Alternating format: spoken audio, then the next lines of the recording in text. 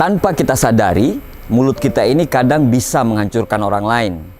Mulut kita ini itu bisa membuat orang lain senang, tapi bisa juga membuat orang lain hancur. Semua orang pasti mengerti bedanya antara kata-kata yang sopan dan kata-kata yang tidak sopan. Tapi tidak semua orang peka untuk memakai rasa terhadap kalimat yang dia ucapkan kepada orang-orang. Misalnya, kamu bertanya kepada temanmu yang kerja di toko, "Berapa gajimu sebulan kerja di toko itu?" Temanmu menjawab, "1,5 juta rupiah." Cuman 1,5 juta rupiah? Sedikit sekali dia menghargai keringatmu. Apa cukup untuk memenuhi kebutuhan hidupmu? Sejak saat itu, temanmu jadi membenci pekerjaannya, lalu dia meminta kenaikan gaji kepada pemilik toko menolak dan mem-PHK dia. Kini, temanmu malah tidak berpenghasilan dan jadi pengangguran. Apa sumber masalahnya? Sumber masalahnya adalah omonganmu. Saat arisan, kamu bertanya kepada pemilik rumah, "Rumahmu ini apa tidak terlalu sempit? Bukannya anak-anakmu banyak ya?"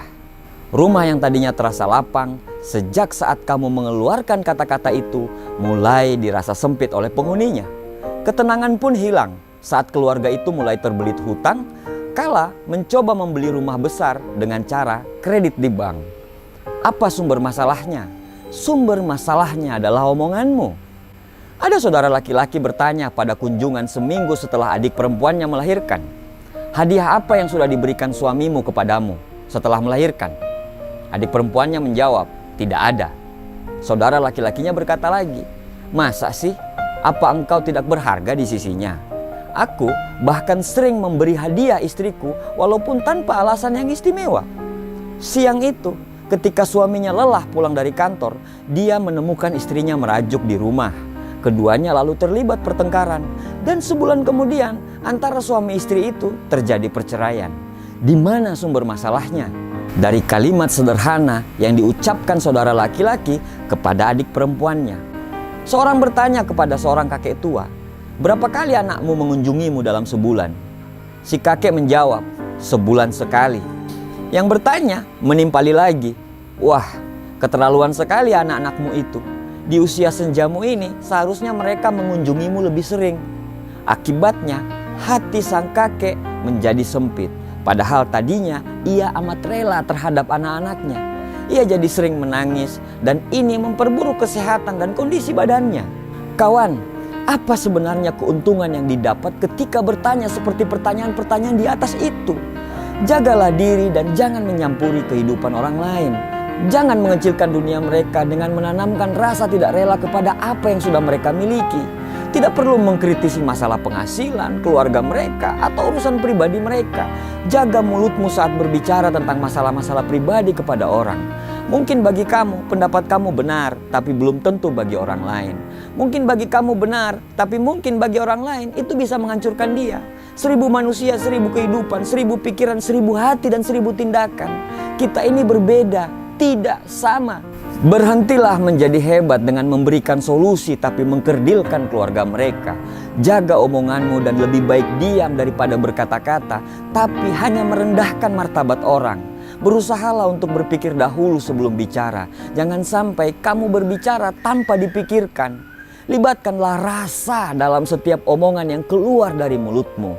Tidak usah menasehati orang yang belum punya anak bertahun-tahun dengan kalimat, "Kenapa belum punya anak? Kapan mau punya anak?" Siapa sih suami istri yang tidak pengen punya anak? Mereka mungkin sudah berusaha, tapi kalau Allah belum berkehendak, mereka bisa apa?